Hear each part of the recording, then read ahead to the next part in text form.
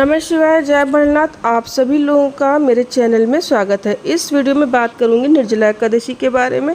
कब है इसका पारणा, कब है, 17 तारीख को व्रत रखना है कि 18 तारीख को व्रत रखना है। ज़्यादातर लोग ये बोल रहे हैं कि अगर जो तिथि 17 तारीख को सूर्योदय के पहले लग रही है तो 17 तारीख को हमको व्रत रखना चाहिए, लेकिन अगर जो 18 तारीख को हम व्रत रख रहे हैं तो 18 तारीख को क्यों रखना चाहिए, और एक दिन पहले हम ऐसा लिक्विड में क्या लें कि हमको अगले दिन ज़्यादा प्यास ना लगे, और हमको पारणा कब करना चाहिए, हरिवासर का समय क्या है, व्रत किस दिन रहना श्रेष्ठ होगा। तो वीडियो जब आप पूरी देखेंगे तभी आपको समझ में आएगा, तो इसलिए रिक्वेस्ट है वीडियो को स्किप बिल्कुल भी मत करिएगा।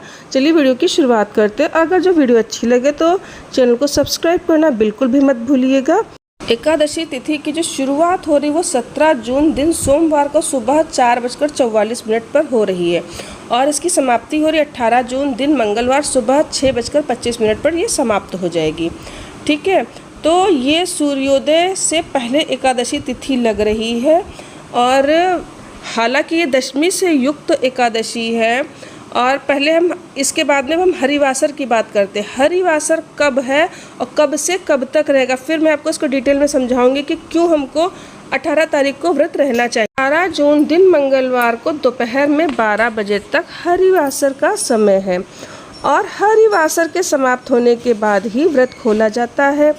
तो आप 1 बजे से 3 बजे के बीच में आप अपना व्रत खोलेंगे, तो पूरा दिन आप 17 तारीख का व्रत रहेंगे, और आधे से भी ज़्यादा दिन का व्रत आप अगले 18 तारीख को रहेंगे। तो शास्त्रों में तो ऐसा माना गया है कि जब 2 दिन की एकादशी होती है तो गृहस्थ हो या वैष्णव जन हो, उनको दूसरे दिन की ही एकादशी रखनी चाहिए। हरिवासर जिस एकादशी में होता है, द्वादशी तिथि एकादशी को स्पर्श जब करती है, एकादशी द्वादशी से युक्त हरिवासर जिस दिन होता है उस दिन हमको व्रत रखना चाहिए। शास्त्र सम्मत यही बात कही गई है, तो हमको 18 जून की एकादशी इसीलिए रहनी चाहिए।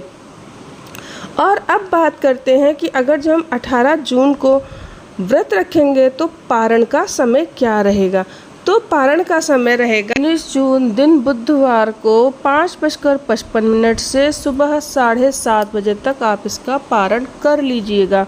तो जैसा कि आप लोगों को पता है कि निर्जला एकादशी सभी एकादशियों में सबसे बड़ी होती है।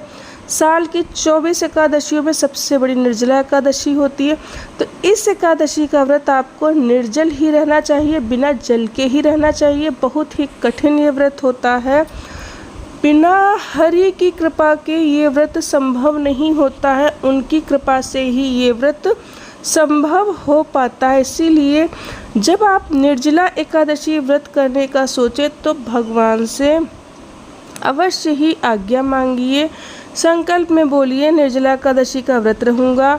और जब आप निर्जल व्रत रहते हैं तभी आपको इस व्रत का पूरा फल प्राप्त होता है। तो निर्जल व्रत हमारा अच्छे से हो जाए तो उसके लिए हम क्या करें। तो अगर जो मैं अपनी बात करूं तो मैं 12 बजे तक 2 ग्लास ग्लूकोज ऑरेंज वाला ले लेती हूं। आप चाहो तो आप भी ऐसा कर सकते हो। उसके पश्चात अलार्म लगा सकते हैं फ़ोन में। बेल का शरबत 1 या 2 ग्लास रात के 1 बजे के बीच में 3:30 बजे तक आप ले लीजिए। नींबू चीनी का शरबत शिकंजी बनाकर आप ले लीजिए, 3:30 बजे तक आप ले सकते हैं। मोस्टली जितने भी बड़े बड़े संत लोग हैं ऐसे ही व्रत रहते हैं। शिकंजी या बेल का शरबत आप पीकर व्रत रह सकते हैं। 3:30 बजे आप ले लीजिए। ग्लूकोज लेने से रात में 12 बजे तक बॉडी में जो है पानी की कमी नहीं रहती, हमको चक्कर वगैरह नहीं आते, प्यास नहीं लगती है। और इसी तरीके से आप चाहो तो आप भी कर सकते हैं। लेकिन अगर जो आपको कोई स्वास्थ्य की समस्या है, बीपी ऊपर नीचे रहता है या शुगर की प्रॉब्लम है, तो आप निर्जला व्रत ना रहें, फिर आप फलाहार पर व्रत रह सकते हैं।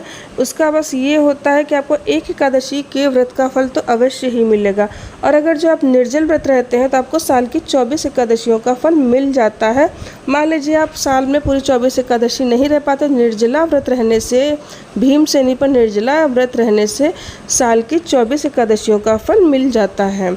और आपको रात में जागरण अवश्य ही करना चाहिए। रात में जागरण करने से समस्त पापों का नाश हो जाता है। दीपक जलाकर जागरण करने से समस्त पापों का नाश हो जाता है। तो रात में जागरण अवश्य ही करना चाहिए। देसी घी का दिया जलाकर कीर्तन अवश्य ही करना चाहिए। और अगर जो मान लीजिए 12 बजे तक तो अवश्य ही जगना चाहिए। और दीपक जो है वो रात भर जलते रहना चाहिए। दीपक साक्षी होता है आपके किए गए कर्मों का।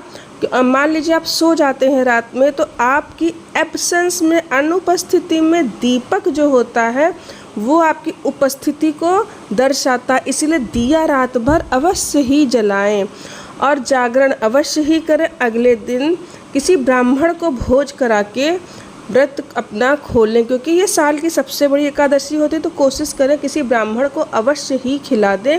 नहीं ब्राह्मण की व्यवस्था हो पा रही, किसी गाय को, किसी कन्या को भी खिला सकते हैं। और सीधा सीधा भी आप निकाल सकते हैं, जो कच्चा अन्न होता है वो भी आप निकाल सकते हैं। इस वीडियो में बस इतना ही। मिलती है अपनी नेक्स्ट वीडियो में। नमः शिवाय, जय भोलेनाथ।